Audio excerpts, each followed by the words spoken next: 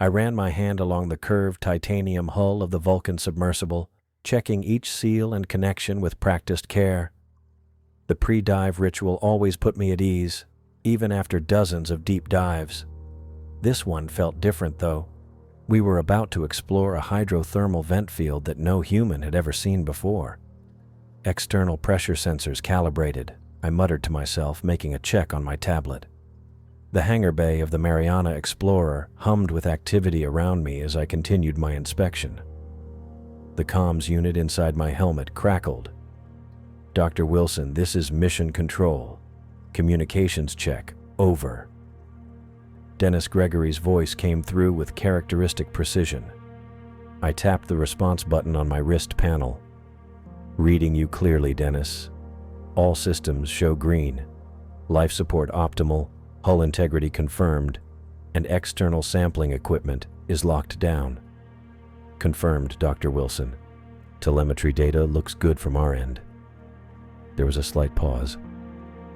"Captain Hall wants a word before you launch." I glanced up to see Helen approaching across the bay, her Navy uniform crisp despite the humid conditions inside the hangar. Her expression was serious, more so than usual. "Leon," she said as she reached me, "satellite imaging just came in. There's increased volcanic activity in the region, about 12 kilometers from your dive site." "How recent is the data?" I asked, continuing my checks on the external sampling ports. "Less than an hour old. The seismology team says it's within acceptable parameters, but..." Helen crossed her arms. "It's your call. We can postpone if you want to wait for conditions to stabilize." I shook my head. "We've been planning this dive for months. The equipment is ready, the team is ready, and the window of opportunity is now." I looked up at her. "Unless you're ordering me not to go?" Helen sighed. "No, I'm not ordering anything. Just making sure you're aware of all variables." "I appreciate that," I said, genuinely meaning it.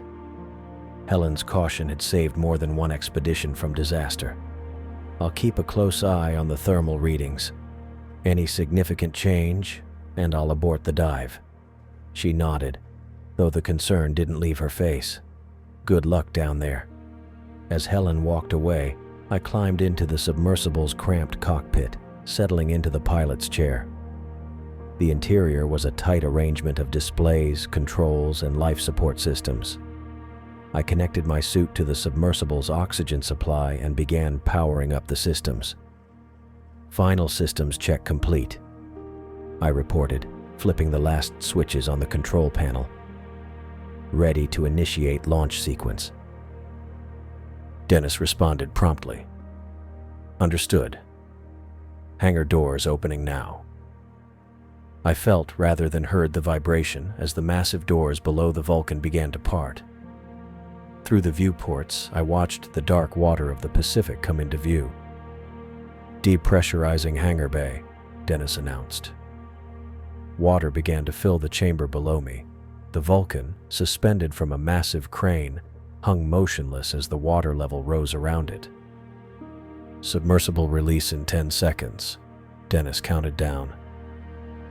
I took a deep breath, feeling the familiar mix of anticipation and focus that came before every dive.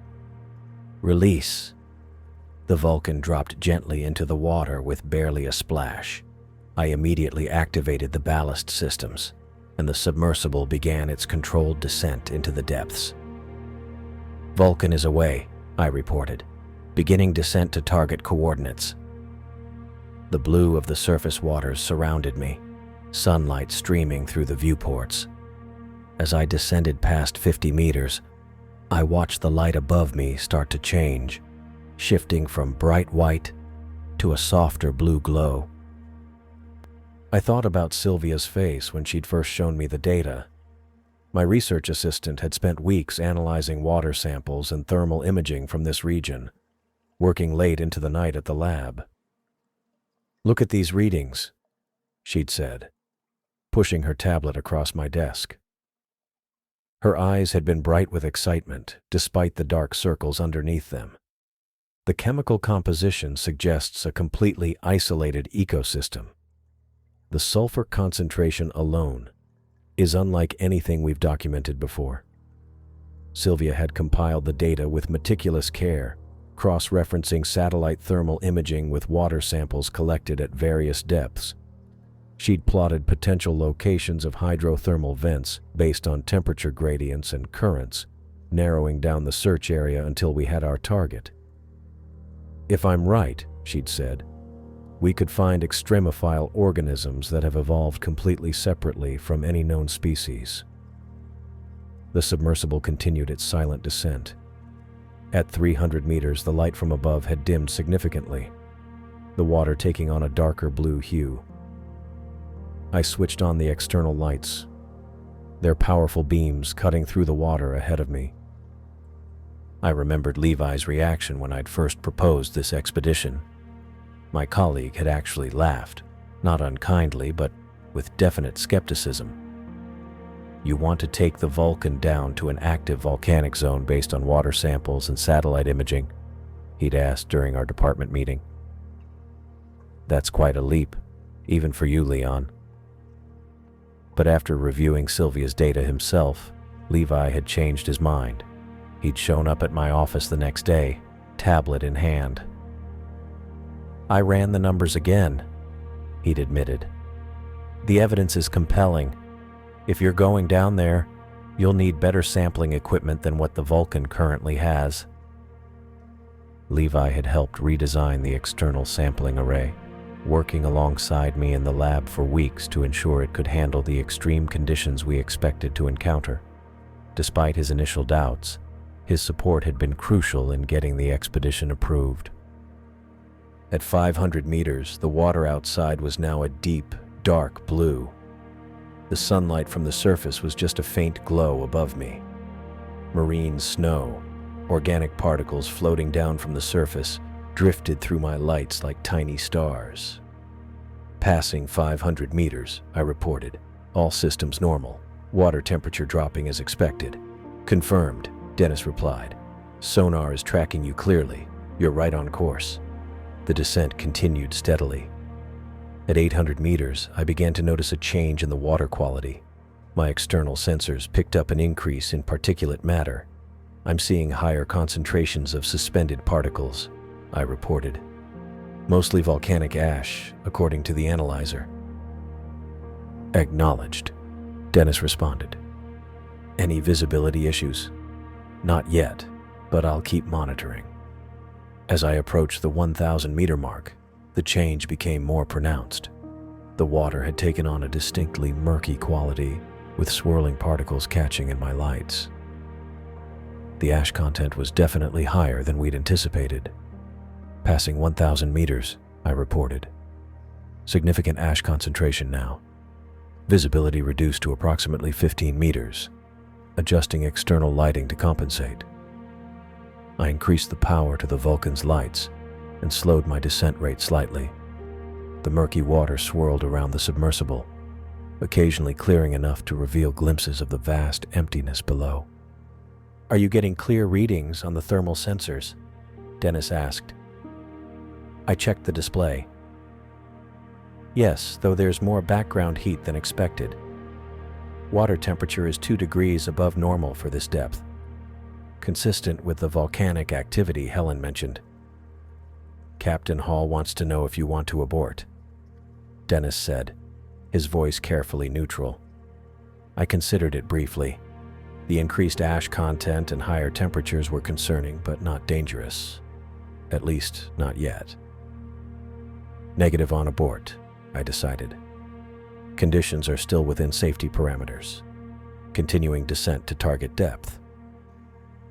The Vulcan's powerful lights cut through the increasingly murky water as I guided it deeper. The darkness outside was nearly complete now, the only illumination coming from my external lighting array. Occasionally, small marine organisms would drift into the beams, their bodies translucent and alien. I checked the depth gauge, 200 meters and still descending. According to our calculations, The hydrothermal vent field should be around 1,800 meters down, nestled in a geological formation that had somehow escaped previous deep-sea surveys. The particles in the water grew denser as I descended, sometimes reducing visibility to just a few meters before currents would temporarily clear the view. The external cameras recorded everything, gathering data that would be analyzed for months after this expedition. I adjusted my course slightly, following the increasing temperature gradient that should lead directly to the vent field. The Vulcan responded smoothly, its thrusters barely audible as they pushed against the pressure of the deep ocean. "Update on conditions," I reported. "Water clarity continuing to deteriorate. Ash concentration approximately 60% higher than predicted models. Temperature continuing to rise gradually." "Understood," Dennis replied. "Telemetry data is coming through clearly. You should be approaching the outer perimeter of the target area in approximately 10 minutes at current descent rate." I felt a surge of anticipation. After months of planning, weeks of preparation, and Sylvia's tireless data analysis, I was minutes away from seeing what no human had ever witnessed. The possibility of discovering new extremophile organisms, life forms that thrived in conditions that would kill most species, was what had driven this entire expedition. The Vulcan's powerful external lights continued to cut through the murky water as I guided it deeper toward the newly discovered hydrothermal vent field, eager to document and study what waited below. The sediment cloud thickened around the Vulcan as I descended past the 2,000-meter mark. My external lights fought against the murky darkness, their beams cutting through the water but revealing less with each passing minute. The water pressure gauge climbed steadily, over 280 atmospheres of pressure now pushed against the submersible's hull. "Base, this is Wilson, passing through 2,000 meters, I said into my headset. Visibility decreasing but still manageable. Ash concentration continuing to rise. Dennis's voice came back, slightly distorted by the increasing depth. "Copy that, Wilson. How's the thermal reading looking?" I checked the display. Water temperature is 15 degrees Celsius higher than baseline for this depth, consistent with our models for proximity to active vent systems. I kept my eyes fixed on the navigation display, cross-referencing it with the sonar readings that painted a rough picture of the terrain below. The descent was slower than I'd planned. The ash and particulate matter made visual navigation challenging, forcing me to rely more heavily on instruments. The Vulcan's hull creaked occasionally as we went deeper, a normal response to the crushing pressure. Each sound made me mentally check off another item on my safety list, but everything held steady. The submersible had been designed for exactly this kind of extreme environment. Hour 2 of the descent passed with the monotonous hum of the propulsion system and occasional updates to base. I used the time to review Sylvia's data on my tablet, particularly her predictions about the types of organisms we might find. Her analysis suggested this isolated system might host entirely unique extremophile communities, potentially even new biological processes never before documented. "Wilson, this is base. We're getting some unusual seismic readings about 10 kilometers from your position," Dennis said, his voice cutting through my concentration. "Can you clarify? Are we talking about increased volcanic activity?" "Affirmative. Nothing critical yet, but Captain Hall wants you to know the situation could change." "Understood. I'm continuing descent. Target depth should be reached in approximately 40 minutes. The descent continued in relative silence. I monitored the instrument panel closely, watching for any sign of trouble. The external temperature sensors showed increasing warmth as I approached the seafloor, a promising indicator of hydrothermal activity. Nearly 3 hours after beginning my descent, the seafloor finally came into view, a barren alien landscape illuminated by the Vulcan's powerful lights. Ash and mineral particles swirled around the submersible, creating an almost snow-like effect in the beams. Base, this is Wilson. I've reached the target depth of 2,800 meters, I reported, a sense of accomplishment washing over me. Confirming seafloor contact and beginning horizontal movement toward the primary research coordinates. Copy that, Wilson. Good work on the descent. All telemetry readings look normal from our end. Captain Hall sends her congratulations. I guided the Vulcan carefully across the seafloor, following the increasing temperature gradient. The terrain was mostly flat with occasional rocky outcroppings, typical of this region of the Pacific. The navigation system indicated I was less than half a kilometer from the projected location of the vent field. Base, water temperature is rising rapidly, now 30 degrees above baseline. We're getting close. I slowed the Vulcan's forward movement as the first signs of the vent field appeared through the particulate cloud. Ghostly shapes in the distance, backlit by a faint glow. As I moved closer, the shapes resolved into towering structures rising from the seafloor. Base, I've arrived at the primary research site, I said, unable to keep the excitement from my voice. And it's incredible. I'm seeing at least 12 active black smokers through the swirling clouds of dark particles. The largest appears to be over 15 meters tall. We're receiving your video feed, Dennis replied. The whole team is watching. This is remarkable, Wilson. The black smokers stood like a forest of strange chimneys, each one belching dark plumes of superheated, mineral-rich water. The scene was otherworldly, like nothing I'd seen in all my years of deep-sea exploration. The largest vents created their own localized currents as the hot water rushed upward into the cold ocean. The structures are classic chimney formations, I narrated as I slowly circled the perimeter of the field. Formed from precipitated minerals, mostly iron sulfides, giving them that dark coloration. They're rising from fissures in the seafloor crust where seawater has penetrated down to the magma chamber below. I guided the Vulcan closer to one of the mid-sized vents, careful to maintain a safe distance. The external temperature sensors spiked dramatically. I'm getting temperature readings from the expelled water. The largest vent is putting out water that exceeds 700 degrees Celsius. The only reason it's not turning to steam is the enormous pressure at this depth. The control room went silent for a moment before Dennis spoke again. 700? Are you sure that's accurate? Positive. The readings are consistent across multiple sensors. I moved the Vulcan in a slow arc around the largest vent. I'm activating the water composition analyzers now. I flipped the switch that deployed the sensitive chemical detection equipment. The readouts began to populate on my screen, showing the breakdown of elements and compounds in the surrounding water. Base. I'm finding unusual readings from the water analyzers. Sulfide concentrations are far higher than we anticipated, nearly triple what we typically see at established vent sites. There's also an unusual ratio of copper to zinc.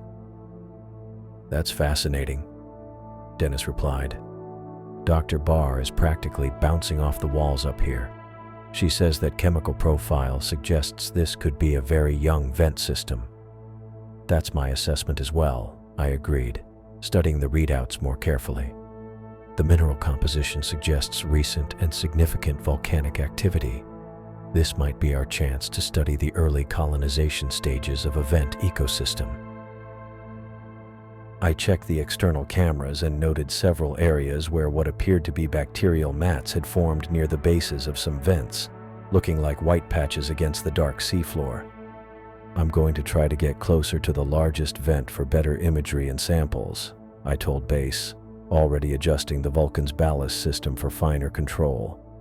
The currents grew stronger as I approached the towering chimney I mentally dubbed Prometheus. The hot water rising from the vent created powerful upward currents that pushed against the submersible, making precise positioning difficult. "Experiencing some challenging currents here," I reported as I fought with the controls. "The heat differential is creating quite a flow. Nothing the Vulcan can't handle, but it requires some finesse." I engaged the auxiliary thrusters to compensate for the currents, carefully maneuvering closer to Prometheus. The black smoker loomed in my viewport, belching its dark plume into the water column. Up close, I could see the intricate textures of the chimney, layers of minerals that had precipitated out of the superheated water as it cooled upon contact with the near-freezing deep ocean. "Base, I'm now approximately 5 meters from the primary vent structure, activating the external camera array for comprehensive video documentation." I pressed the sequence that deployed the submersible's specialized camera system, a series of high-definition cameras designed to capture video from multiple angles simultaneously, giving a complete view of the subject. "Camera array active and recording," I confirmed as the system came online. "The footage should give us excellent material for analysis back on the surface." As the cameras recorded, I studied the structure more carefully. The chimney wasn't uniform, but showed variations in color and texture along its height. Near the base, it was wider and darker, while the upper portions showed fresher, lighter-colored deposits. Based on the mineral deposit patterns, I'd estimate this particular smoker formed within the last 6 months, I told Base. "The layering is minimal compared to established vents, and the chimney walls appear relatively thin. It's rare to get an opportunity to study such a young formation." "That aligns with our seismic data," Dennis confirmed. "We've recorded increased activity in this region over the past year." With the video documentation underway, I turned my attention to sample collection. The Vulcan was equipped with 2 robotic arms controlled from inside the cockpit, precision instruments capable of delicate manipulation, despite the crushing pressure outside. "Moving to sample collection phase," I announced, powering up the robotic arm system. The controls extended from the console, and I placed my hands on them, feeling the responsive feedback as the external arms came to life. "First target is a small fragment from the outer chimney wall," I narrated as I carefully maneuvered the primary arm toward a promising section of the vent. "Looking for a piece that appears to have biological colonization." The arm extended slowly, its mechanical fingers positioned to grasp a small outcropping on the chimney surface. With minute adjustments, I closed the gripper around the target sample. "Got it," I said as the piece broke free. I carefully moved it to one of the sample containers mounted on the Vulcan's exterior, placing it inside and sealing the compartment. First sample secured. It appears to have some kind of microbial mat on one surface. I proceeded methodically, collecting additional samples from various heights along the chimney, as well as water samples from different distances from the vent opening. Each sample was carefully labeled and documented in the ship's computer. "Base, I've collected 7 distinct solid samples and 4 water samples from the primary vent site," I reported after nearly an hour of meticulous work. "Each has been preserved according to protocol for biological and chemical analysis." "Excellent work, Wilson," Dennis replied. "The team is eager to get their hands on those samples." I took a moment to review my notes, ensuring I'd documented everything properly for the research team waiting on the Mariana Explorer. The samples represented potentially groundbreaking discoveries about life in extreme environments, organisms that thrived in conditions that would destroy most life forms on Earth. "All samples are secured and properly preserved," I confirmed as I finished my documentation. "The video footage has captured the full structure of the vent field from multiple angles. I'd say this first observation session has been a complete success." I secured the last sample container in the storage rack, pleased with the collection we'd gathered from the vent field. The black smokers loomed in the darkness around me, their mineral-rich plumes billowing into the ocean like underwater storm clouds. I checked my depth gauge again, still holding steady at just under 2,800 meters. The pressure outside the Vulcan's reinforced hull would crush an unprotected human body in milliseconds. Base, I'm preparing for the return journey. Starting final documentation of the site before departure, I said into my comms. Copy that, Rodney, Dennis replied. We're seeing excellent telemetry. The research team is already reviewing the preliminary data you sent. I maneuvered the submersible in a slow circle, capturing one last panoramic view of the vent field. That's when I noticed it. Something big, moving at the far edge of my light's reach. A dark mass, there and then gone. I squinted through the viewport, adjusting my position in the pilot's seat. Probably just ash and particulates creating shadows as they swirled through my light beams. The water here was thick with volcanic debris, playing tricks on the eyes. I'd spent enough time in deep submergence vehicles to know how the mind could conjure shapes from nothing when you were surrounded by darkness.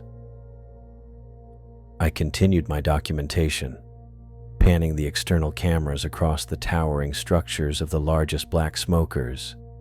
The bizarre underwater chimneys stretched upward like the spires of some alien cathedral, their surfaces teeming with bacterial mats.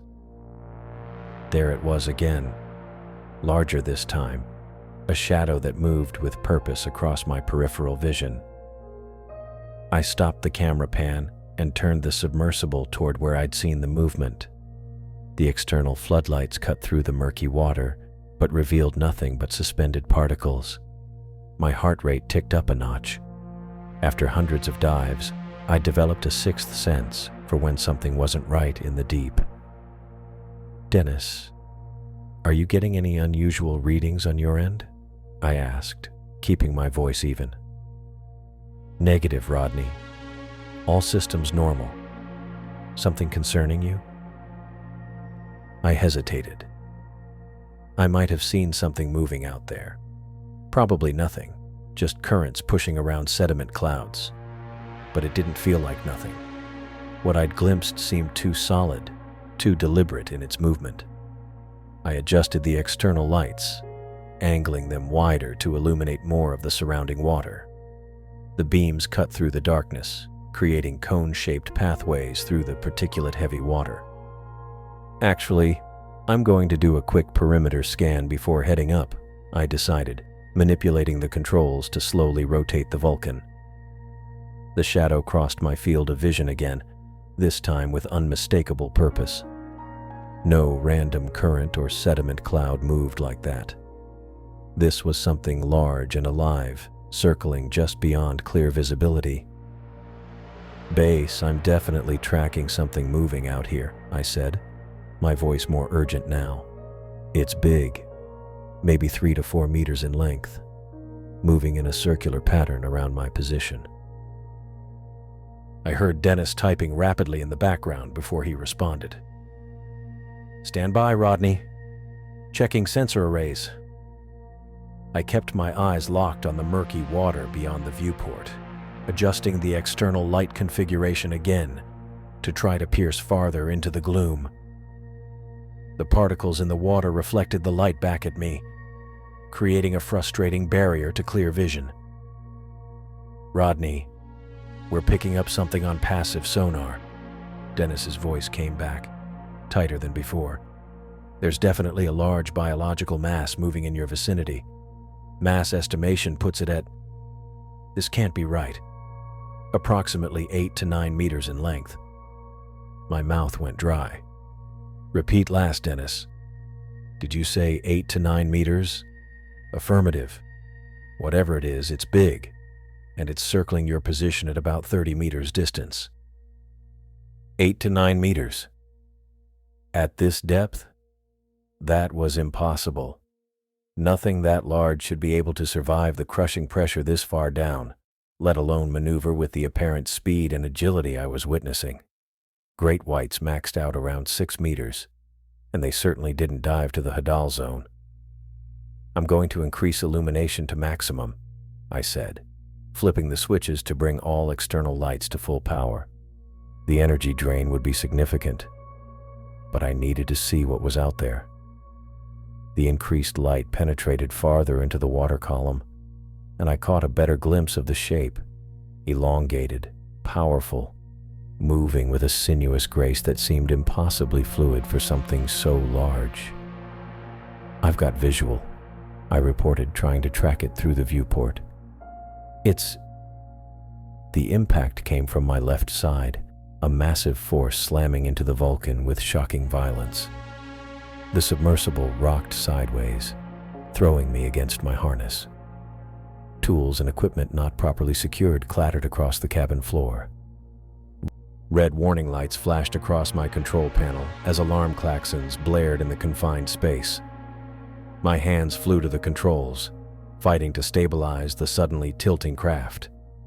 The submersible was tough, designed to withstand extreme conditions, but nothing in its specifications included withstanding an attack.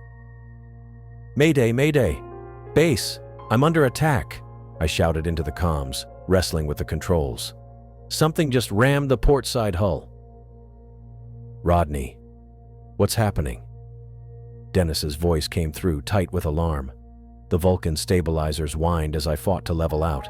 My eyes darted to the hull integrity display, 92% and holding. The reinforced titanium had held, but another hit like that could be catastrophic. "I don't know. Something huge just slammed into me."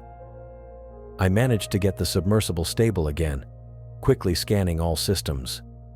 Hull integrity at 92%. No breaches detected, but I've got multiple system warnings. "Can you identify what hit you?" Dennis asked, his voice controlled but urgent. "Negative. I just saw movement and then..." I cut off as a shadow passed directly over the submersible, momentarily blocking the upward lights. "It's circling back around." I caught the creature in my forward lights as it banked in a wide turn.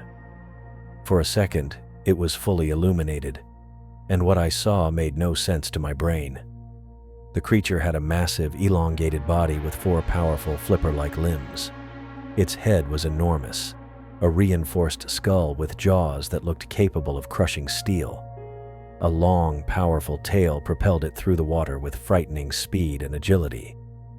But it was the overall shape that sent ice through my veins, the distinctive silhouette that any child who'd ever visited a natural history museum would recognize.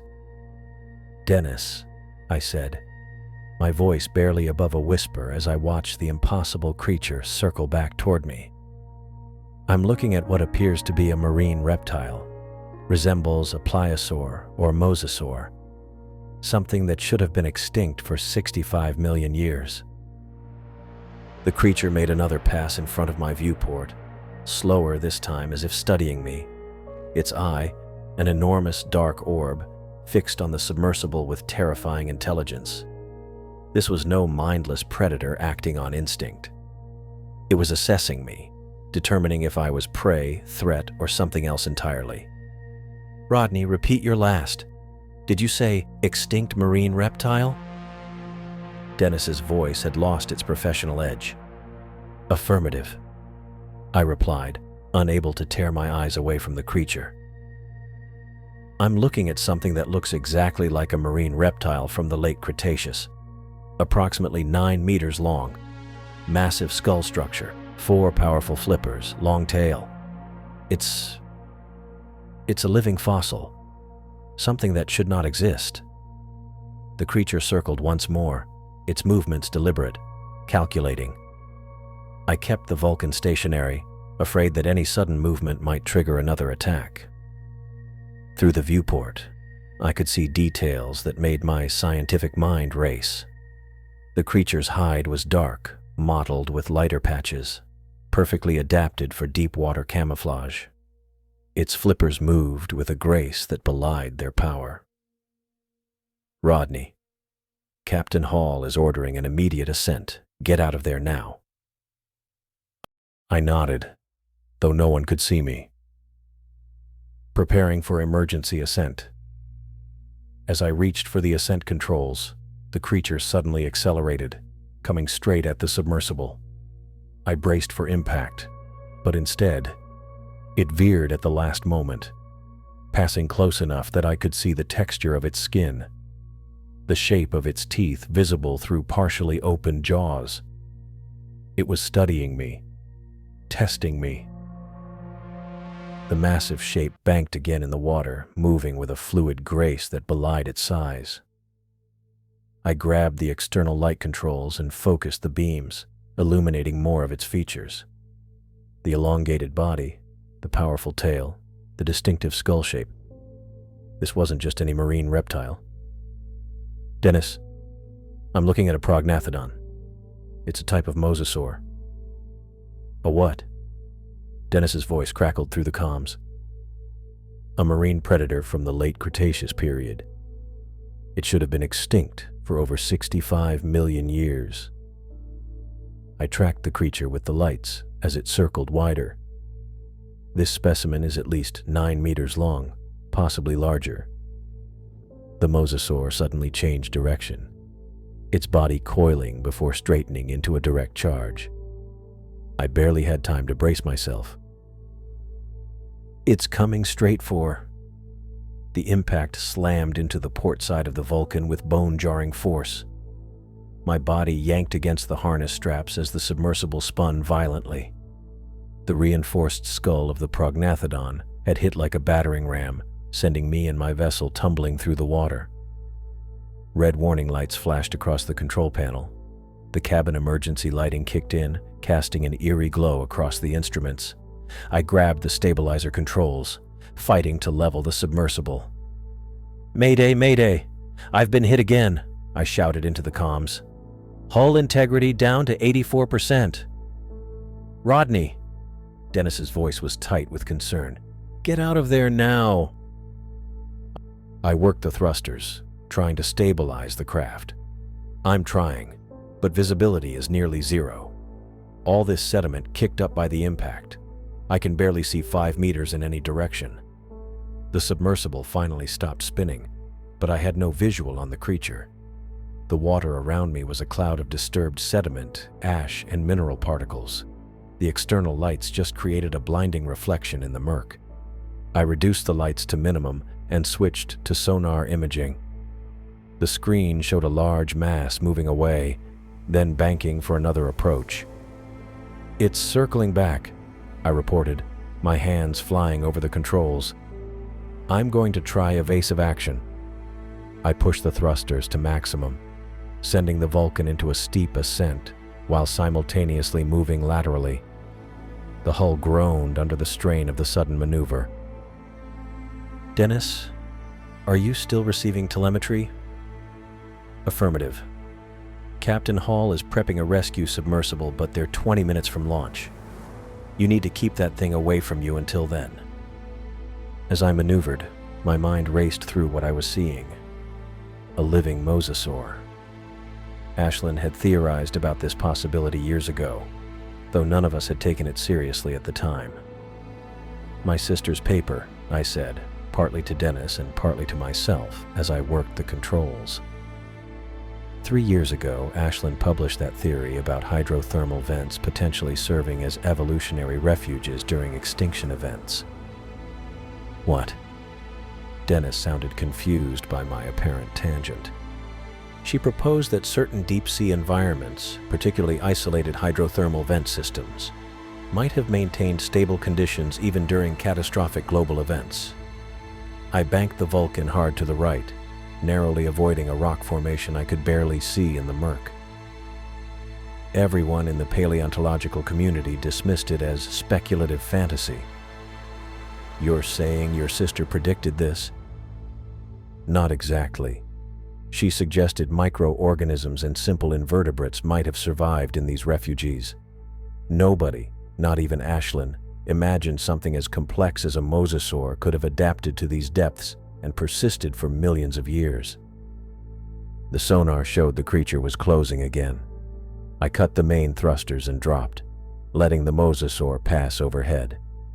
Its massive body moved through the water just meters above the Vulcan.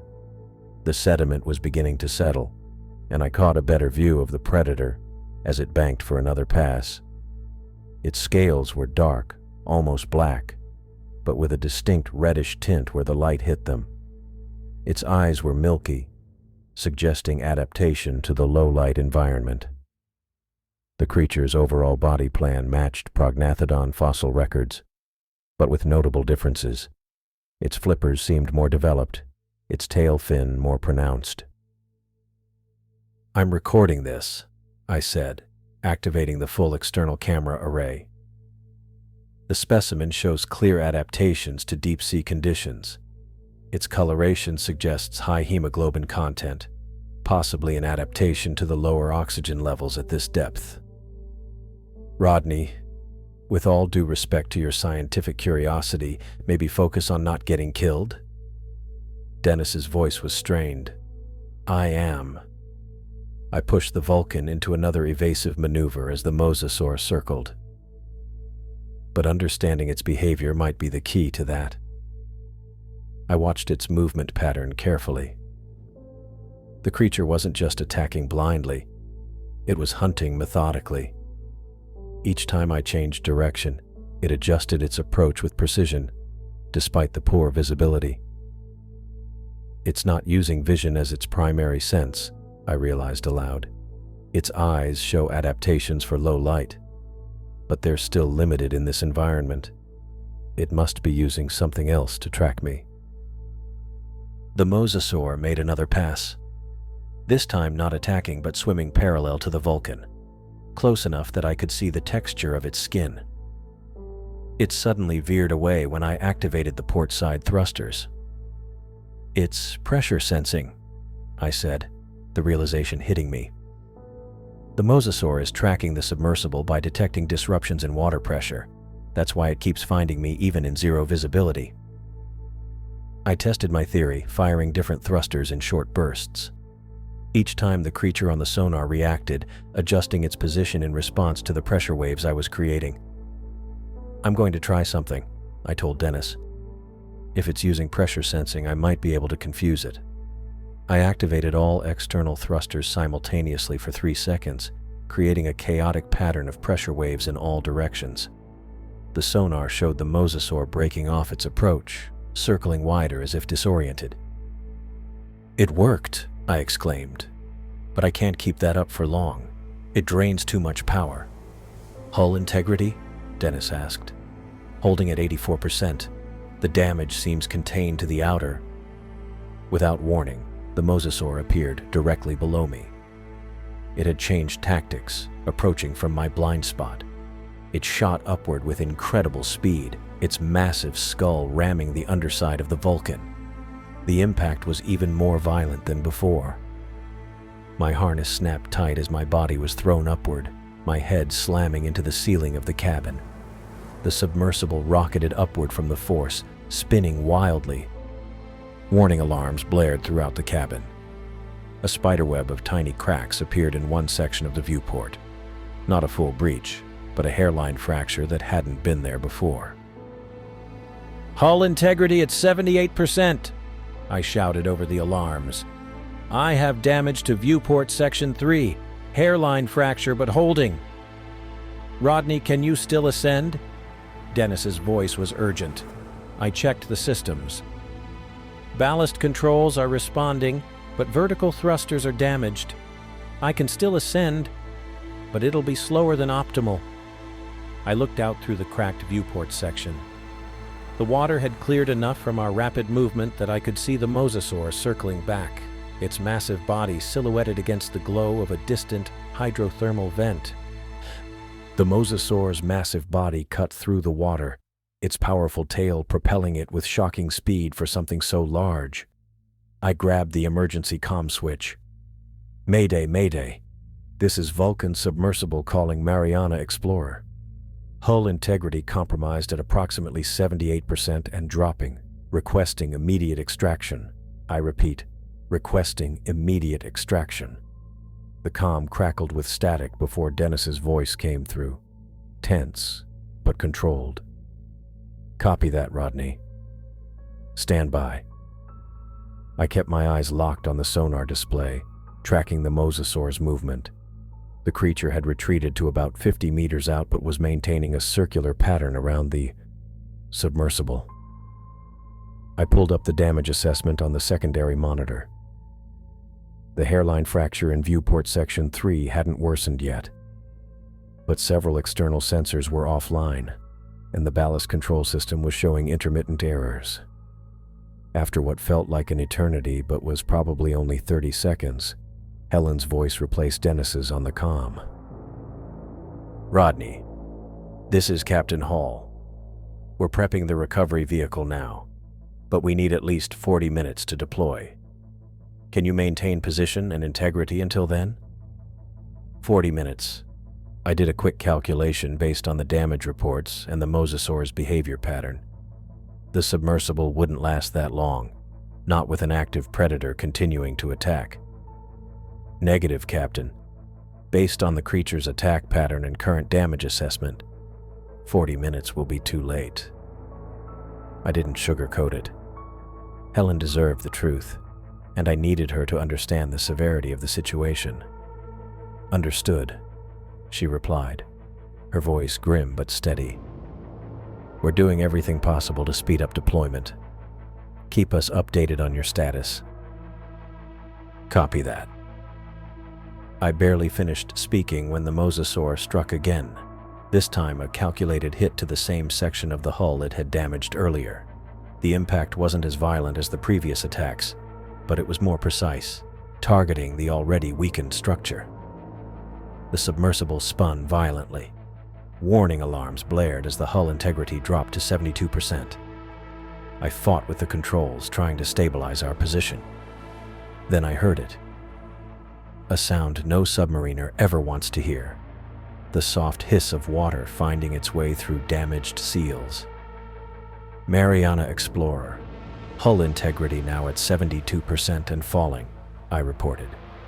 "I have water intrusion from damaged seals. Minimal at this point, but increasing." "Can you seal off the affected areas?" Dennis asked.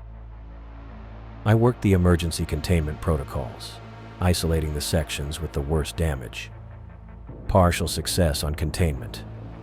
I've sealed what I can, but the water's still coming in. After fighting with the thrusters for nearly a minute, I managed to stop the spinning and regain some control of the Vulcan. The external lights cut through the murky water, revealing nothing at first. Then I caught a glimpse of the mosasaur, about 30 meters away, moving in a slow, deliberate pattern. This wasn't random aggression. The creature was hunting methodically, treating the submersible like prey. It reminded me of how great white sharks hunt seals, strategic, patient, precise in their attacks. I tracked its movement through the viewport and on sonar. The mosasaur circled once more, then retreated farther into the murky depths until it disappeared from visual range, though it still registered on sonar. As I watched the blip on the screen, moving in an expanding circular pattern, I remembered Justin Strickland's research on predatory marine reptiles. Justin had studied fossilized remains and compared attack patterns with modern apex predators. His paper on hunting behaviors had theorized that large marine reptiles like pliosaurs and mosasaurs would retreat to a safe distance after initial strikes, circling widely before lining up for what would likely be a killing strike. I was watching his theory play out in real time, with me as the prey. "Mariana Explorer. The creature has retreated temporarily, but based on its movement pattern, it's preparing for another attack," I reported. "I believe it will be a killing strike." "Rodney," Helen's voice came through. "We've got everyone working to get the recovery vehicle to you. Is there anything you can do to deter the creature or protect yourself?" I pulled up the full damage report on the main screen, scanning the information rapidly. Multiple hull breaches were allowing water to seep in at an increasing rate. Oxygen levels were dropping steadily as life support systems diverted power to maintain pressure. The power systems were fluctuating as damaged external batteries failed one by one. "Negative, Captain. The situation is deteriorating rapidly." I kept my voice level, despite the growing pool of water now reaching my ankles. External battery array is damaged. Power systems fluctuating. Oxygen levels dropping. Based on current rates of system failure and water intrusion, I have minutes rather than hours. The sonar showed the mosasaur had completed its wide circle and was now moving back toward the submersible, picking up speed. I made a decision. If these were likely my final moments, I wanted them to count for something. I activated the submersible's recording systems, making sure all remaining camera feeds and sensors were capturing data.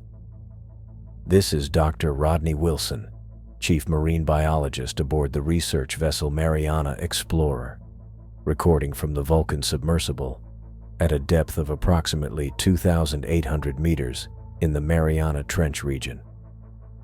My voice was steady as water continued to rise inside the cabin.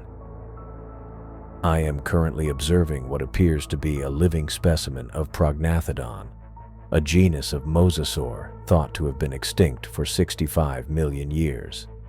I kept the recording running as I monitored the approaching predator on sonar. The specimen exhibits remarkable adaptations to this extreme underwater environment, including what appears to be enhanced pressure sensing capabilities and specialized vision adapted for low-light conditions. Its hunting behavior matches theoretical models proposed by Dr. Justin Strickland regarding marine reptile predation patterns. The water was now at my shins, rising steadily. The temperature inside the cabin was dropping as the cold seawater mixed with the warmer air. I continued recording, determined to document everything I could. The discovery of this living specimen supports the refuge theory proposed by Dr. Ashlyn Wilson regarding isolated deep-sea hydrothermal ecosystems serving as evolutionary sanctuaries during extinction events. This finding represents a significant challenge to our understanding of evolutionary history and extinction events. The mosasaur was now less than 100 meters away and accelerating. On sonar, its approach vector was perfect, a straight line aimed at the weakest section of the hull. The specimen is approximately 9 meters in length, with adaptations including reduced eyes, possibly enhanced electromagnetic sensing organs, and skin pigmentation adapted for deep-sea camouflage. Its hunting strategy involves calculated strikes to weaken prey before a final, killing blow. The water had reached my waist now, bitingly cold. The cabin lights flickered as another power system failed. Through the viewport, I caught sight of the mosasaur, its massive form cutting through the water with terrifying efficiency. If this recording is recovered, I want to emphasize the importance of protecting this ecosystem. We have discovered not just a living fossil, but potentially an entire evolutionary branch that has continued in isolation for millions of years. The mosasaur was 50 meters away now, its approach speed increasing. I could see its powerful tail propelling it forward, jaws beginning to open as it closed the distance. This is Dr. Rodney Wilson, potentially making my final field report. The living Prognathodon specimen is now approaching for what I believe will be its final attack on the submersible. The water reached my chest now, icy against my skin despite the thermal protection of my dive suit. The cabin lights dimmed to emergency red, casting everything in a bloody glow that matched the blaring warning signals on my control panel. Through the cracked viewport, I could make out the massive silhouette of the mosasaur. It had backed off temporarily, circling at about 40 meters, sizing up its prey before the kill. "Base. Hull integrity critical," I said, my voice steady despite everything. "Water intrusion accelerating." Dennis's voice came through with static interference. "Rodney, recovery vehicle is prepping. 28 minutes to your position." "Won't be here in 28 minutes, I replied, scanning the surrounding waters. The mosasaur moved with terrible grace, its powerful tail propelling it through the murky depths. I'd never seen anything so beautiful and terrifying at once. My mind kept working, analyzing, even as water climbed higher around me. Scientists don't pray, But we calculate, we observe, we find solutions. My eyes locked onto the massive black smoker I'd named Prometheus just hours earlier. It towered like an obsidian spire, belching superheated water and minerals in a continuous plume. The temperature readout on my instruments still showed it expelling water at over 700 degrees Celsius, hot enough to flash boil anything that came into contact with it. An idea formed in my head. Not a good one, but possibly the only one. Base, implementing emergency protocol, I said, fingers already moving across the control panel. Repositioning near Prometheus vent. What protocol? Dennis asked. Rodney, what are you? The vent expels water at temperatures exceeding 700 degrees, I explained, engaging the remaining functional thrusters. I'm going to use it as a defense mechanism. Helen's voice cut in. Dr. Wilson, that's incredibly dangerous. The heat could damage the submersibles. With respect, Captain, I'm already taking on water. Hull integrity failing. This is my only option. I killed the external lights, relying on sonar and the dim glow from the vents to navigate. The submersible groaned as I pushed the damaged systems, maneuvering carefully toward Prometheus. The water level inside the cabin rose to my shoulders. On the sonar display, I watched the mosasaur's position. It seemed temporarily confused by my change in direction, but quickly adjusted its course to follow. Perfect. The predator's persistence would be its undoing. I positioned the Vulcan directly between the approaching mosasaur and the superheated plume of the Prometheus vent. The black smoker loomed behind me, a constant geyser of scalding water that would cook anything passing through it instantly. I double-checked my position, making minute adjustments to ensure I was perfectly aligned. Base. I've positioned between the predator and the hydrothermal vent, I reported. The plan is simple physics. When it charges, I'll use emergency vertical thrusters to move up at the last second. If my timing is right, its momentum should carry it into the superheated water column. There was a pause before Dennis replied. Understood. Be careful with your timing. Always, I said, eyes fixed on the sonar display. The mosasaur had stopped circling and now faced directly toward me, still maintaining distance. I could almost feel its ancient predatory intelligence assessing the situation. Water sloshed around my neck now, forcing me to tilt my head back. The emergency oxygen mask hung from the ceiling panel, but I left it for now. I needed clear vision. It's coming, I said, watching the sonar blip accelerate. Beginning final approach.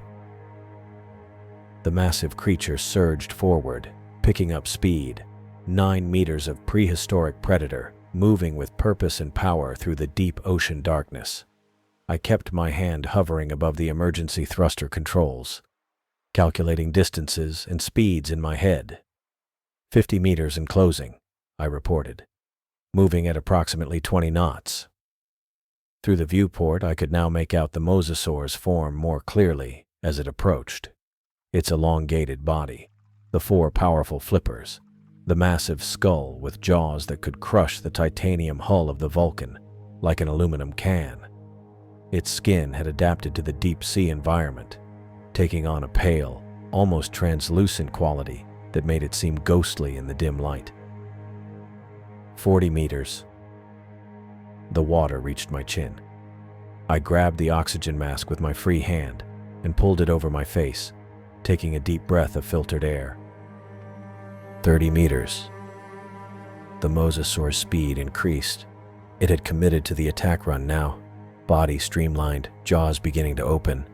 I could see rows of conical teeth, designed for grasping prey and preventing escape. 20 meters. My finger hovered above the thruster control. Not yet. The timing had to be perfect. 15 meters. The creature filled my view now. A living missile aimed directly at the submersible. Its eyes, dark, ancient eyes, fixed on me with predatory focus. 10 meters. The mosasaur opened its jaws wider, revealing the pink interior of its mouth. It was moving too fast now to change course effectively. Physics was on my side. 5 meters. I tensed, ready to hit the thruster control. The massive predator grew larger in the viewport, its details crystal clear now. Every scale, every tooth, the muscular definition of its body. A living fossil, the last of its kind, trying to eliminate what it perceived as competition or threat. The massive jaws were only meters away now, ready to clamp down on the Vulcan. The creature's momentum was fully committed, its trajectory locked. I watched both distance and speed, calculating the precise moment when it would be unable to alter its course, the point of no return. I waited, finger poised above the emergency thruster control, monitoring the ancient predator's approach with scientific precision.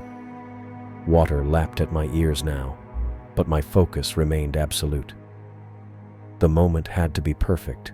Too early, and the mosasaur could adjust its trajectory. Too late, and those massive jaws would crush what remained of the submersible's integrity. The mosasaur's eye, cold and calculating, met mine through the viewport. An ancient intelligence from a time before humans walked the earth, facing modern human technology in the darkness of the ocean depths.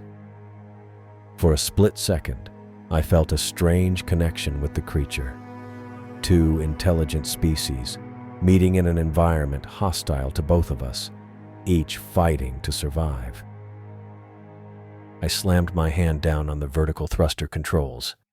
The timing had to be perfect, not a second too early, or the mosasaur could adjust its trajectory, not a second too late, or I'd be crushed inside what remained of the Vulcan. The control panel lit up as power surged to the remaining functional thrusters. For a heart-stopping moment, nothing happened. Then, with a violent jerk that sent pain shooting through my neck, the submersible shot upward like a cork from a bottle. Water sloshed violently around my face as the sudden movement threw me against the harness. I kept my eyes fixed on the viewport, watching as the massive shape of the mosasaur tore through the exact spot where the Vulcan had been only a split second before. The creature's momentum carried it forward, unable to alter its course in time. I watched, mouth open behind my oxygen mask, as the prognathodon plunged straight into the superheated plume erupting from Prometheus. The sight burned itself into my memory. The massive prehistoric predator, 9 meters of muscle and teeth, hit the 700-degree water ejecting from the black smoker.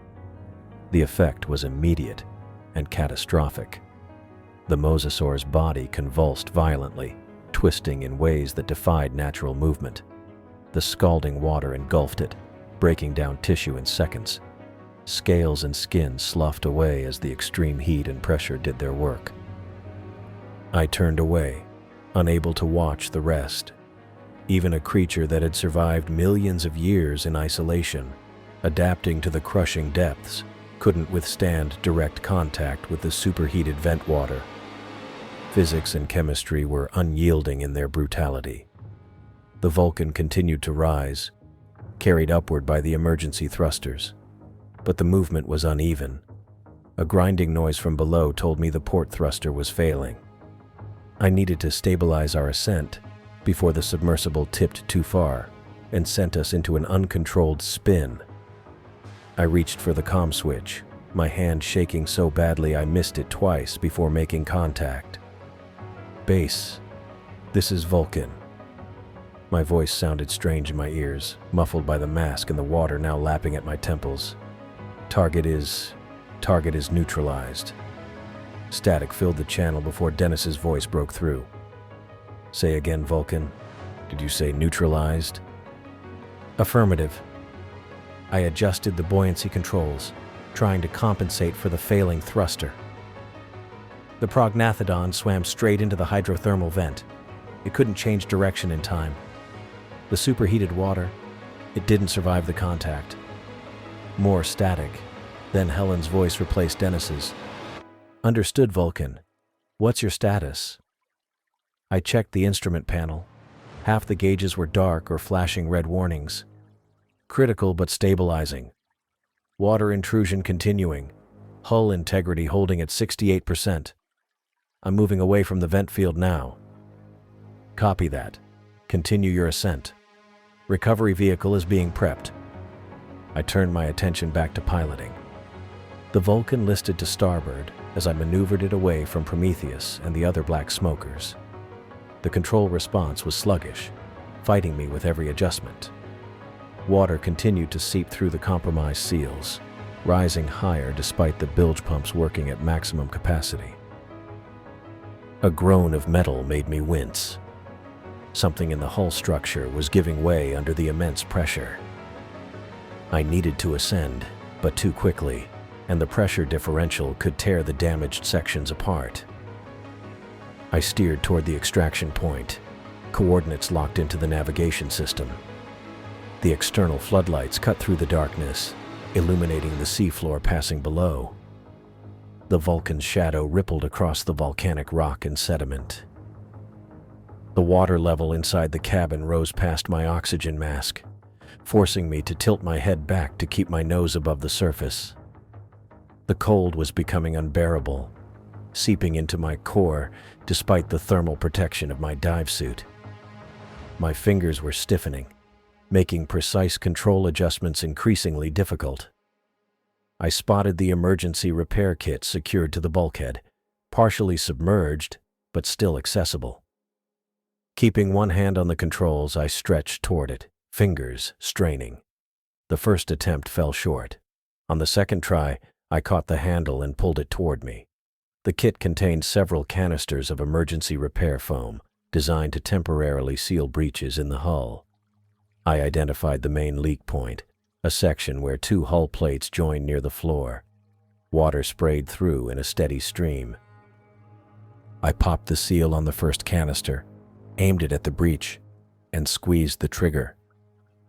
The chemical foam expanded on contact with water, hardening almost instantly into a rubbery seal.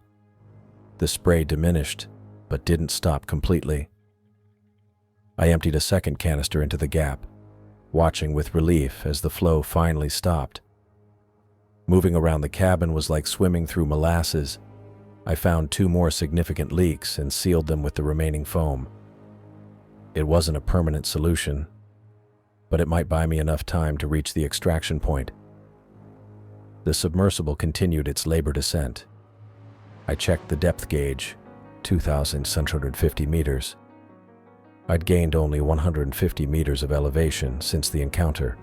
At this rate, reaching a safe depth would take hours, time I didn't have with the oxygen systems compromised and water still finding its way in through smaller leaks I couldn't reach. I adjusted course slightly, avoiding a jagged outcropping that loomed in the external lights. The navigation display showed I was on track for the extraction coordinates, about 4 kilometers from my current position. Under normal conditions, the Vulcan could cover that distance in 20 minutes. Now, with damaged thrusters and compromised systems, it might take an hour or more. The cabin lights flickered again, plunging me into darkness for several seconds before the emergency backup kicked in. The red glow cast everything in a bloody hue, making the rising water look black and ominous. I checked the oxygen supply indicator on my mask. 70 minutes remaining at current consumption rates. The comms crackled to life, Helen's voice cutting through static. Vulcan, this is Mariana Explorer. Recovery vehicle is deploying now. ETA to your coordinates is 35 minutes. Acknowledge. I pressed the comm switch. Copy that, Explorer. 35 minutes.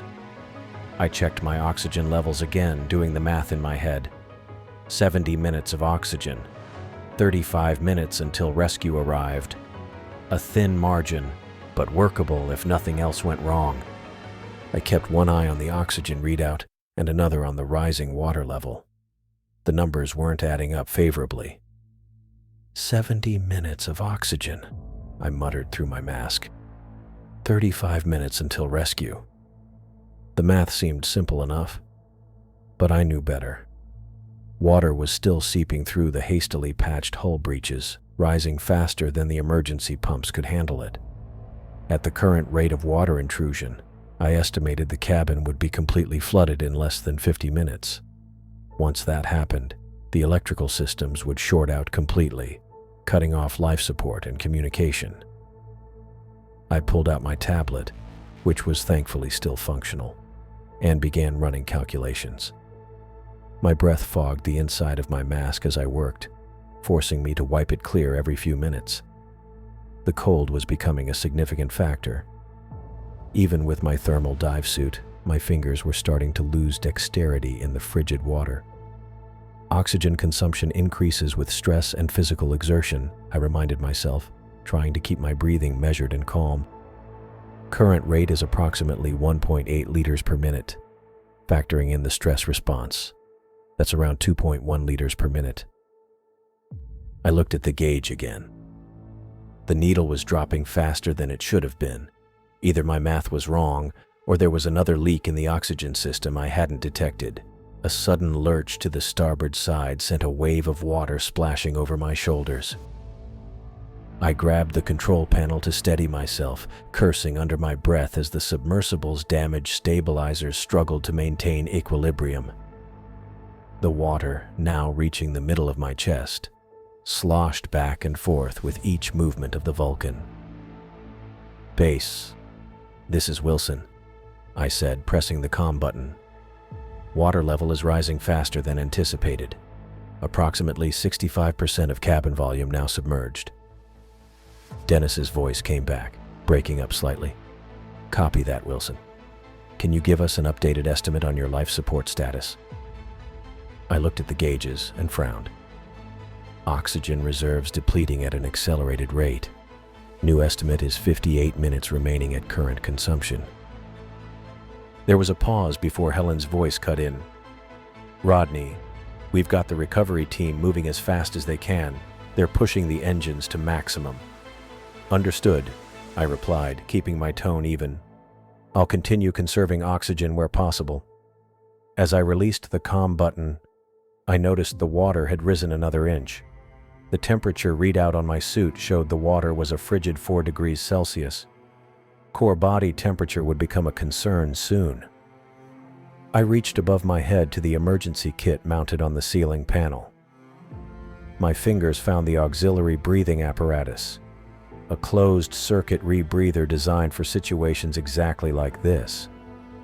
It would filter the carbon dioxide from my exhaled breath, recycle the remaining oxygen, and add small amounts from its own reserve tank.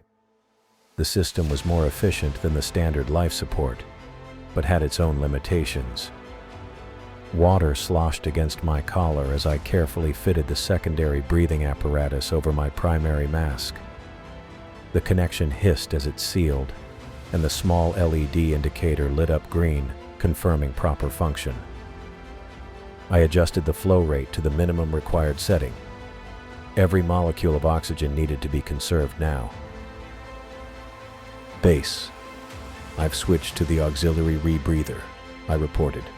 "Should extend oxygen duration by approximately 20%. "Good thinking," Dennis replied. "Recovery team reports they're pushing through some strong currents, but maintaining course to your position."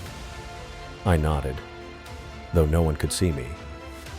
The water had reached my shoulders now, and I had to tilt my head back slightly to keep the comms unit above the waterline. The control panel lights flickered ominously as water lapped at the lower edges of the instrument cluster. Using the tablet, which I now held above the water surface, I continued my calculations. With the rebreather active and assuming minimal physical exertion, I could stretch the remaining oxygen to perhaps 70 minutes. The recovery team would arrive in approximately 30 minutes if they maintained their current speed.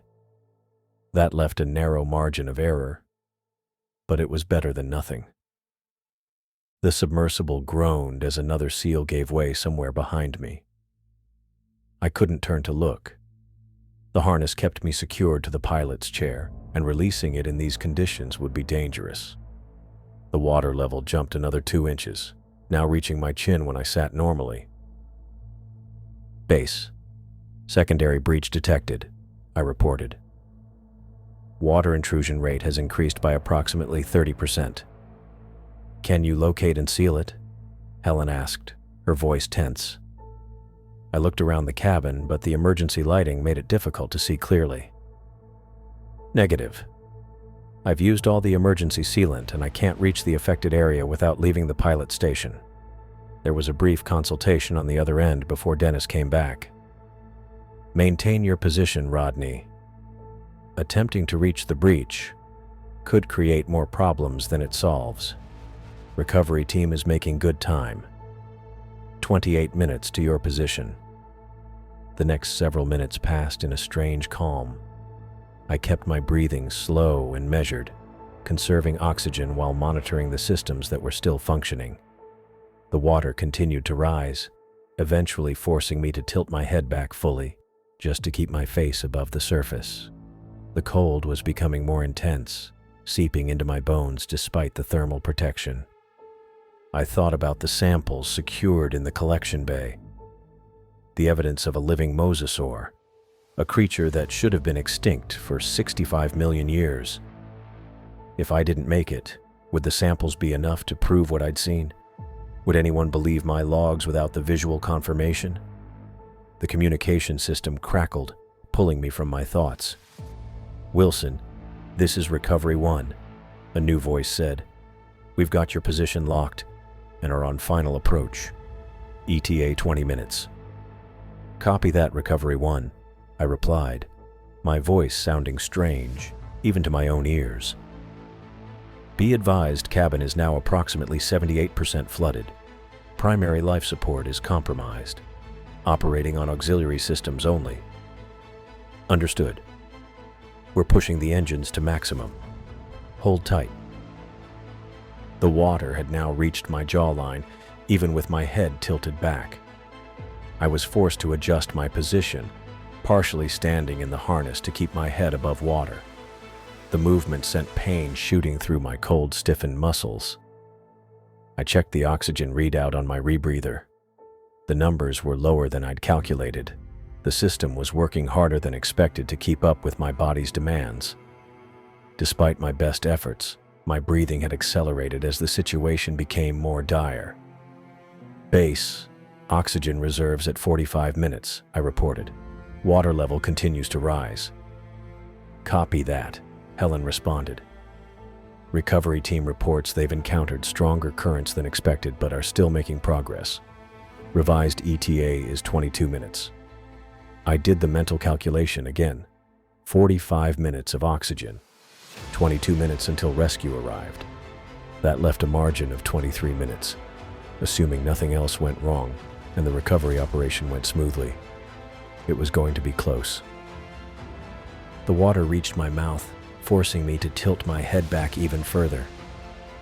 I was essentially floating in my harness now, the frigid water surrounding almost my entire body. My limbs felt heavy and sluggish, the cold sapping my strength minute by minute. I focused on the samples again. They represented the scientific discovery of the century, possibly the millennium. A living specimen of a species thought extinct for over 65 million years, adapted to one of the most extreme environments on Earth. The implications were staggering. It would rewrite our understanding of evolution, adaptation, and extinction events. The lights flickered again, then stabilized at a dimmer setting. More systems were failing as water reached critical electrical components. The navigation system went dark, followed by the external temperature sensors. The sonar display sputtered and died. Base, losing systems rapidly, I reported. Navigation and external sensors offline, maintaining communication on emergency power. Copy that, Dennis replied. We're tracking your position from here. Recovery team has your coordinates locked. I checked my watch. 15 minutes had passed since the recovery team's last update. They should be approaching soon if they'd maintained their schedule. I scanned what was left of the instrument panel, looking for any sign of external contact. The next few minutes stretched into an eternity. The water had now completely covered my head, forcing me to rely entirely on the rebreather. I floated in the harness, surrounded by the dark water that filled the cabin, illuminated only by the few emergency lights that still functioned. The cold had penetrated so deeply that I'd stopped shivering, a dangerous sign of advancing hypothermia. Through the viewport, which was now completely submerged from the inside as well as the outside, I saw nothing but darkness. The external lights had failed long ago, leaving me blind to the world beyond the hull. I strained my eyes, searching for any sign of the recovery vehicle. Then I saw it, a faint glow in the distance, growing stronger by the second. A focused beam of light cutting through the abyssal darkness, sweeping back and forth in a search pattern. I wanted to signal them somehow, but with most systems offline, I had few options. The emergency locator beacon was still functioning, a small miracle given the state of the Vulcan's other systems. Its steady ping would guide the recovery team right to me. The light grew brighter, eventually resolving into multiple beams as the recovery vehicle approached. Through the viewport, I could make out its silhouette, a larger submersible with mechanical arms extended, designed specifically for rescue operations in deep water. Relief flooded through me, temporarily pushing back the cold and exhaustion. I checked my oxygen levels again, 27 minutes remaining. It would be enough. Base. I have visual contact with Recovery 1, I reported, my voice hoarse but steady. They're approaching my position now. Excellent news, Rodney, Helen replied, the relief evident in her voice. They'll have you out of there soon. The recovery vehicle maneuvered carefully around the Vulcan, its lights illuminating the damaged hull. I could see the mechanical arms extending, preparing to secure the submersible for ascent. With the immediate danger of drowning or suffocation receding, my mind turned back to the samples and data. I needed to ensure everything was properly secured for the ascent. Despite the frigid water and my increasingly numb limbs, I began methodically checking the sample containers.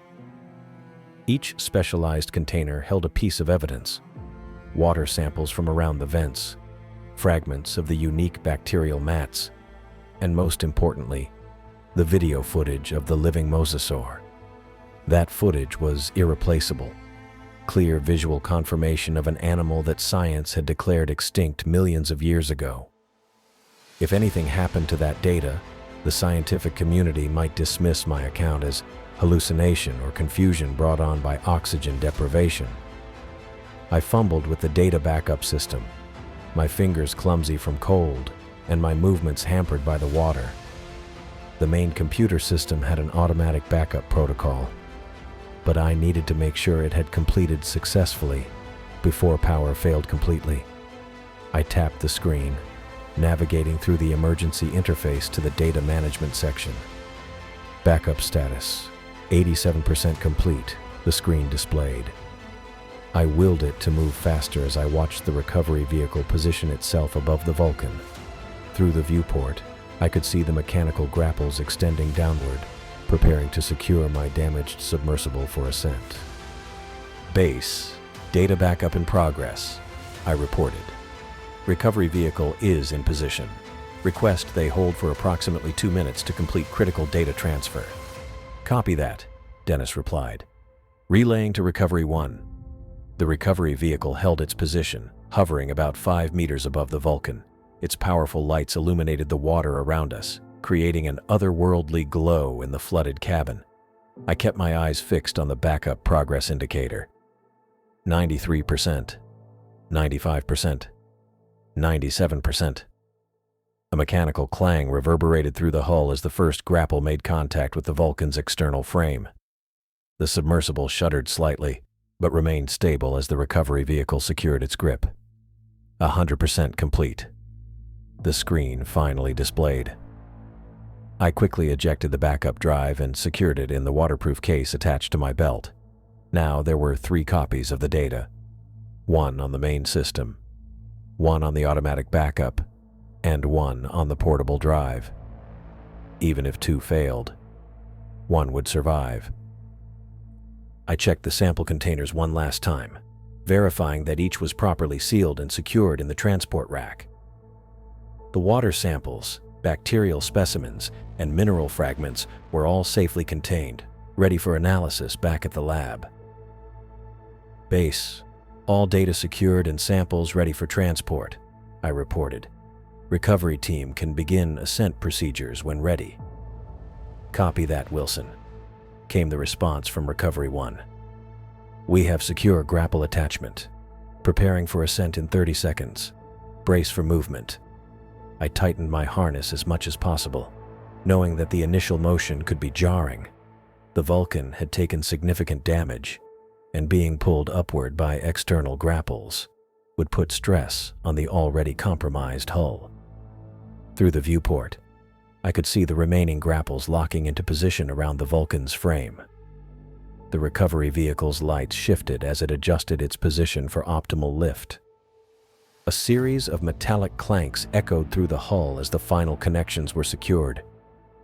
Then, with a sudden jolt that sent water sloshing violently around the cabin, the ascent began.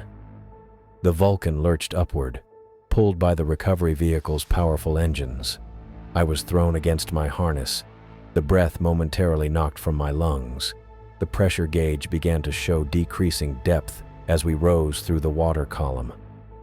2,500 meters, 2,450 meters. The ascent was slow but steady, carefully controlled to prevent further damage to the Vulcan or decompression issues for me. My body was nearly numb from hours of partial submersion in near-freezing water. My muscles ached, and I could feel the early symptoms of hypothermia setting in, confusion threatening at the edges of my mind, fine motor control deteriorating. But none of that mattered now. What mattered was the evidence, the samples, the data, proof of a living fossil, a creature that had survived in isolation for millions of years, adapting to one of the most extreme environments on Earth. In my hands, secured in these sample containers and data drives, was evidence that would fundamentally change our understanding of evolutionary biology and extinction events. As the Vulcan continued its slow ascent toward the surface, I kept one hand firmly on the waterproof case containing the backup drive and the other on the sample rack. Despite the cold, despite the exhaustion, despite the lingering danger, I felt a surge of scientific excitement. We were bringing back evidence of the impossible, a living window into Earth's ancient past. I sat wrapped in a thermal blanket in the Mariana Explorer's medical bay, still shivering despite the 6 hours that had passed since my rescue. The wool scratched against my skin, but I welcomed the irritation. It meant I was alive to feel it. My fingers and toes tingled as circulation returned, a painful reminder of how close I'd come to hypothermia in the frigid waters that had filled the Vulcan's cabin. Thelma Kennedy stood over me, her stethoscope cold against my back as she listened to my breathing. Her red hair was pulled back in a tight bun, her face a mask of professional concern. "Deep breath in," she instructed, moving the stethoscope to another spot. "And out." I complied, wincing at the soreness in my ribs from being tossed around inside the submersible.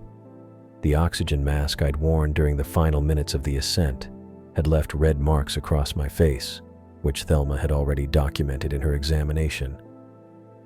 "Any dizziness? Nausea?" she asked, shining a penlight into my eyes. "No more than expected after what happened," I answered, trying not to blink against the light. My voice sounded rough, even to my own ears. Behind Thelma, the research team had gathered, keeping a respectful distance but clearly bursting with questions. Sylvia Barr clutched her tablet to her chest, her eyes wide with anticipation. 3 other researchers whose names I couldn't remember stood beside her, all looking at me like I was some kind of miracle. Which, considering the circumstances, wasn't far from the truth. "Your core temperature is still lower than I'd like," Thelma said, making a note on her clipboard. "But you're out of the danger zone. The minor lacerations on your hands have been treated, and there's no sign of decompression sickness, which is frankly amazing considering your rapid ascent." I nodded, grateful for her thoroughness. The rescue team had pulled the Vulcan up faster than recommended safety protocols, but with water filling the cabin and oxygen running low, they'd had no choice. "The samples?" I asked, not for the first time since being brought aboard. "All secured in the lab," one of the unnamed researchers piped up. "Dr. Barr is overseeing the initial analysis." Sylvia nodded eagerly. "The bacterial cultures from the vent are unlike anything I've ever seen. The preliminary DNA sequencing shows significant divergence from known extremophiles. We could be looking at an entirely new branch on the evolutionary tree." Under normal circumstances, this news would have been enough to get me on my feet and heading straight to the lab. But the image of that massive creature, that living fossil, swimming through the depths, kept pushing everything else aside. "And the footage?" I asked, looking past Thelma to where Levi Lawrence stood near the medical bay's computer terminal. Levi ran a hand over his close-cropped hair, his expression a mixture of amazement and scientific skepticism. I'm still trying to process what I'm seeing." He tapped a few keys, and the main screen on the wall lit up with the underwater footage captured by the Vulcan's external cameras. The quality was better than I expected, considering the conditions. The massive shape of the mosasaur moved with surprising grace through the murky water, its powerful flippers propelling it with controlled bursts of speed. The room fell silent as we all watched. Even Thelma paused her examination, stethoscope hanging around her neck, eyes fixed on the screen. "That's a 9-meter prognathodon," I said, the scientific part of my brain still functioning despite everything. "A mosasaur that should have been extinct for 65 million years." Levi shook his head slowly, rewinding the footage to the clearest shot of the creature's head. The elongated skull with its rows of conical teeth filled the screen. "If you had told me this without showing me, I would have said you experienced nitrogen narcosis or oxygen toxicity. Trust me, I almost wish that was the case," I said, pulling the thermal blanket tighter around my shoulders. Levi zoomed in on the mosasaur's eye, that intelligent, predatory eye that had looked directly at me through the viewport. "The adaptations are fascinating. The enlarged eyes suggest evolution for low-light environments. The skin pigmentation is much darker than any reconstruction I've seen. It's been adapting to the deep-sea environment for millions of years," I said, feeling a spark of the old scientific excitement despite my exhaustion. "This isn't just a living fossil. It's an example of convergent evolution in an isolated ecosystem." "How is this possible?" Sylvia asked, stepping closer to the screen. "How could a population of Mesozoic marine reptiles survive the KT extinction event and remain undiscovered until now?" "My sister's theory," I said, remembering Ashland's research papers that had been dismissed by most of the paleontological community. She proposed that certain deep-sea hydrothermal environments could have served as refugia during mass extinction events, areas where life could continue relatively undisturbed while the rest of the planet experienced catastrophic changes. Dennis Gregory, who had been quietly standing near the door, spoke up. "And now we have proof she was right." I nodded, feeling a pang of regret that Ashland wasn't here to see this vindication of her work. "We need to mount a proper expedition," I said, sitting up straighter despite Thelma's disapproving look. "With appropriate equipment and safeguards, reinforced submersibles, better imaging technology, maybe even remote-operated vehicles to minimize human risk. My mind was already racing ahead, mapping out the scientific paper that would send shockwaves through the paleontological world. Confirmation of living Mesozoic marine reptiles in isolated deep-sea ecosystem would be a good title, or maybe something more direct. Living mosasaurs, evolutionary refugia in hydrothermal vent systems. Either way, it would upend current understanding of evolutionary history and extinction events. We'll need to secure the site, I continued, my excitement building, establish research protocols, coordinate with conservation authorities. This discovery has implications for deep-sea protection efforts that go well beyond. The medical bay door slid open, interrupting my train of thought. Captain Helen Hall stepped in, her Navy uniform crisp as always, though the lines around her eyes suggested she hadn't slept since the rescue operation. The room fell quiet as she surveyed us all with her commanding presence. "Dr. Wilson," she said, nodding to me. "Good to see you recovering." "Thank you, Captain," I replied. "I was just discussing plans for a follow-up expedition to—" Helen raised a hand, stopping me mid-sentence. "I'm afraid such plans will have to wait," she said, her tone leaving no room for argument. "The seismology team has been monitoring the area since your rescue.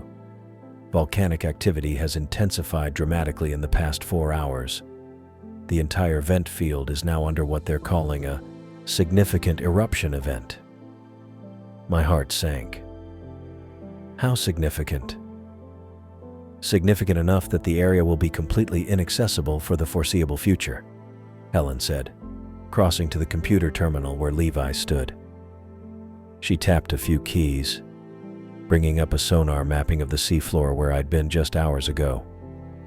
Red and orange indicators lit up across the screen, showing areas of heightened volcanic activity. "The thermal readings are off the chart," she continued. "New vents opening, massive sediment displacement. The topography down there is being completely reshaped as we speak." I stared at the screen, watching as the digital representation of Prometheus and the other black smokers I'd documented were now surrounded by a chaotic mass of new thermal signatures. The entire field where I'd encountered the mosasaur was now a seething cauldron of superheated water and volcanic activity. "And the mosasaur?" I asked, already knowing the answer. "If it survived your encounter, it's almost certainly moved away from the area," Helen said. "These creatures have obviously evolved to sense changes in their environment. It's likely retreated to deeper waters, away from the disruption." I nodded, not surprised. Nature had a way of revealing one of its ancient secrets only to hide it away again just as quickly. The thought was both frustrating and strangely appropriate. The deep ocean remained one of the least explored environments on Earth, and perhaps it wasn't ready to give up all its mysteries at once. "We still have the samples and the footage," Sylvia said, trying to sound optimistic. "Yes," I agreed. "And the data drives contain enough evidence to fundamentally change our understanding of evolutionary biology and extinction events." The room fell quiet again as we all contemplated the implications. Part of me felt a sense of loss. The opportunity to study a living mosasaur in its natural environment was something I had never dared dream possible. But another part felt something close to relief. "Perhaps it's for the best," I said, surprising myself with the words. "Some depths might be better left unexplored, at least until we're better prepared for what we might find there." Thelma gave me a strange look, probably wondering if the cold had affected my brain after all. But I meant it. The ocean had nearly claimed my life today, and I had a new respect for its power and its secrets. Yet I knew I had survived to tell a tale few would believe without the evidence I'd brought back. Tangible proof that evolutionary history still harbored mysteries humans had barely begun to understand. The bacterial samples alone would keep research teams busy for years, and the footage of the mosasaur would force textbooks to be rewritten.